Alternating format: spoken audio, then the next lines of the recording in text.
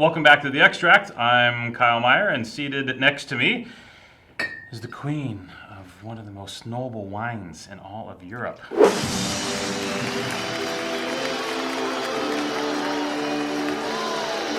Caterina Day. You guys were pretty new to Vino Nobile. You know, with regards to a lot of producers there had a deeper history in the area, right? Right. But you were the new guys. The new guys. Starting in what, the 60s? The 60s, exactly. That's when my grandfather started planting the first vineyard. Mm-hmm. He literally fell in love with the area, so he said, let's plant a vineyard. And the vineyard turned out to be really highly vocated to the production of Vino Nobile. Mm-hmm. So we sold grapes for a number of years until my father realized that he wanted his own wine, meant to be for family and friends. So in the beginning, we had no specific equipment. We didn't have a cellar, but we borrowed a friend's cellar, and we produced one single barrel of Vino Nobile in 1985, which, by the way, was a great year. Really great year, right? A great year. So, after 85, my father decided, yes, I want to make wine. And he started building vinification and then aging cellar. And then the whole family got so passionate about wine. Then, we settled down in Montepulciano, and I've been there more than 25 years now. So... Now, you guys, because I was looking at the web, I was doing some research before we jumped into this gig, and one of the things on the website that caught my attention was that you were talking about you really want to convey what the wines from this particular area of Tuscany are all about. Now, a lot of consumers may not be as familiar with Vino Nobile di Montepulciano as far as in the pantheon of great Tuscan wines. You see here in America, a lot of folks think Chianti first, or Chianti Classico, or they think Brunello di Montalcino. Now, when you're trying to capture the essence of what Vino Nobile is, with regards to the other areas in Tuscany, what's the essence of Vino Nobile? What are these wines about? What makes them distinctive? Well, these wines are about history, the history of our area, famous and highly vocated to the production of red wine since the Etruscans. But also I have to say, of course, nobile is the key word, and the noble wine for the nobles. So I think there's a lot of nobility in the wine. Yeah. It's an elegant wine. I think it's the elegant Sangiovese from Tuscany. Yeah. So you have, let's say, maybe more concentration, bold wines in Montepulciano. And Montepulciano is really elegant.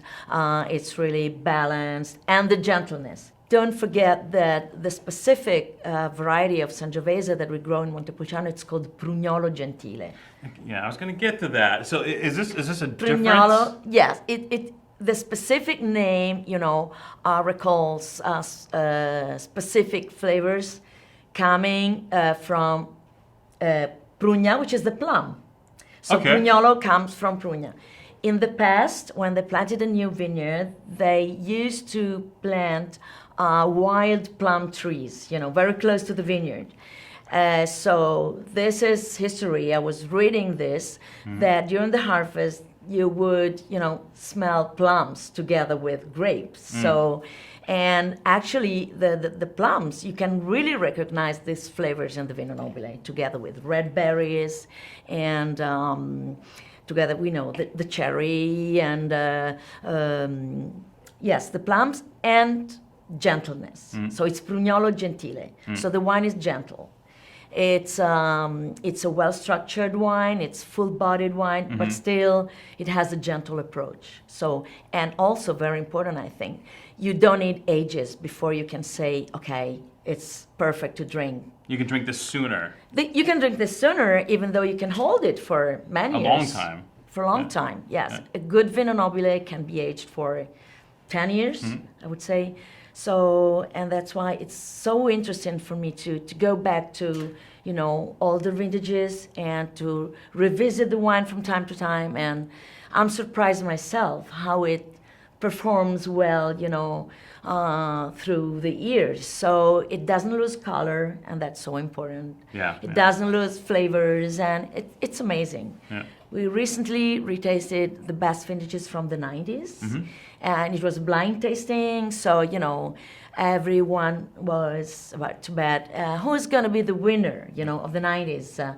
Everybody would bet 99, 95, 97. Mm-hmm. Guess who was the winner?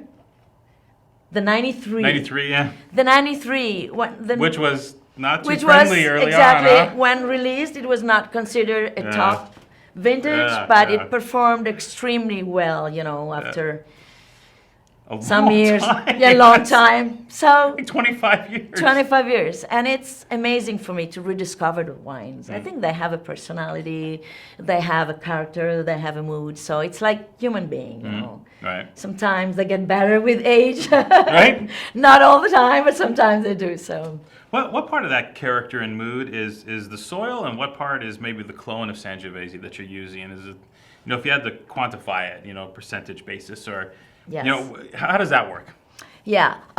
First of all, we have different productive units. So we have different vineyards, and each vineyard is dedicated to a different wine. So we have younger vines for the Rosso di Montepulciano, and it's a specific soil, basically sandy, so emphasizing on flavors and lighter structure than the vineyards of Vino Nobile. So while the Nobile comes from basically sandy and clay soil, so we have more structure from the clay, and of course flavors from the sand as well, and of course longer potential of aging. For right, Vino right. Nobile. While the soil of the Bossona is really unique, yes, because it's like an amphitheater of 13 hectares, and we have sand on top and rocks and fossils in the bottom. So the fossils, and this is an example, and the rocks really give a very unique personality to the wine. So finesse, I would say velvety tannins, but also minerality, balsam. Was this the first vineyard that your family planted? Exactly. My grandfather planted the vineyard, and Was it just luck, or did the old man have an I think idea? he had How did that work? an extraordinary instinct to plant the vineyard in the perfect place. Because it really is one of the icon wines in Vino Nobile. And getting back to the whole wine thing, right? Is it just like straight, like just bullshit luck? Or, like seriously, right? Yeah, I think it was luck, and it was its perfect instinct. In my experience, there's no such thing as luck. Yes. So I'm very grateful to my grandpa. That's absolutely remarkable. That's just like, okay, how about here? Sounds good, let's do it. Right? Yes. Now you've replanted this vineyard since then, We right? replanted this vineyard in the 90s. Because this, a lot of your vineyards were planted like a lot of the Tuscan vineyards were in the old days, right?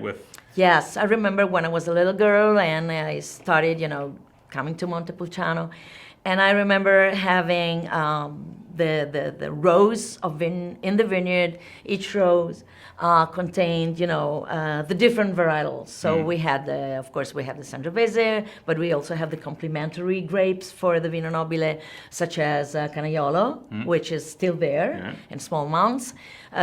We had some other red varietals, such as Colorino, Cilieggiolo, but we would find the white varietals as well. Yeah. So our first expressions of Vino Nobile was really different from what we make today. Make now. Yes, exactly. Was, of course, the color was less concentrated. It was the wine was thinner, but still it had a lot of flavors. And you, of course, you could recognize the Nobile for the gentleness, for the expression of the Sangiovese, but the wine is different today. So. Was it a law back in the 60s and 70s that you had to use white grapes in Vino Nobile as well, or was that just Chianti? Yes. It was the same, huh? The same as Chianti Classico. Interesting. For us, nowadays the regulation is, by the way, 70% minimum Sangiovese, and then the other 30%, it's really up to the producer. Some producer would have some international varietals, such as Cabernet or Merlot. We decided not. So we decided to have 100% indigenous varietals. So our Vino Nobile is 90% Sangiovese and a 10% Canaiolo. So the Bossona is 100% Sangiovese. And of course, at a certain point, our winemaker wanted to expand and get rid of the whites, and I said no. I was the only one in the family to say no, and I said I want to keep my whites. Of course, it won't be in the blend of Vino Nobile anymore, but I'll have my own white wine. Right. Doesn't matter if I don't sell it, I'll drink it. I'll drink it. It's okay.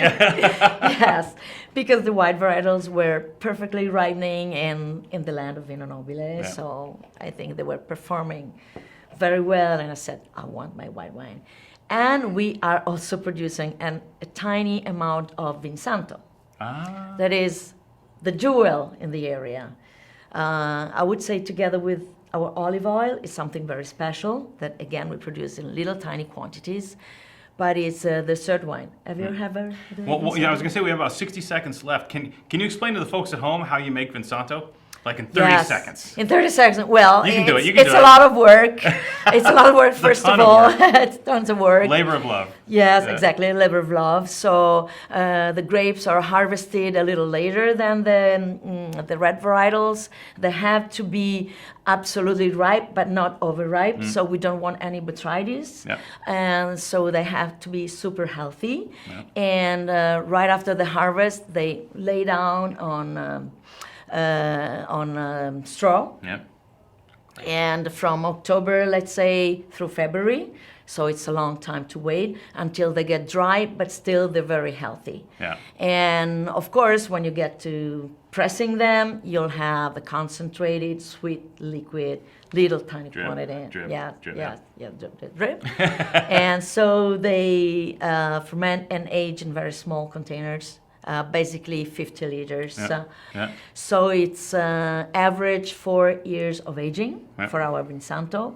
So it's a long process, but in the end, it's really worth tasting. There's a reason they call it Vinsanto. Yes, you know. By the way, you know why the name Vinsanto? Because this is what they say. The grapes were originally pressed during the Holy Week, so before Easter. This is one version. Because of drying the grape, Yes, so that's why Vinsanto, because of the Santo in it's holy in Italian. So that's why. This is one version. Then we'll have some more versions, but this is the one I like most. Boom. 10 minutes with the queen of Vino Nobile. Seriously, the day wines are some of the finest wines produced in Vino Nobile today. If you haven't had a chance to go out and have a look at them, you definitely need to do yourself a favor and check them out. They really are some of the finest from one of the less heralded top appellations in Tuscany. Caterina, thanks for coming out and explaining everything for us. Thank you Absolute for having pleasure. me. Pleasure. Yeah. Cheers. Thanks. Cheers. Cheers.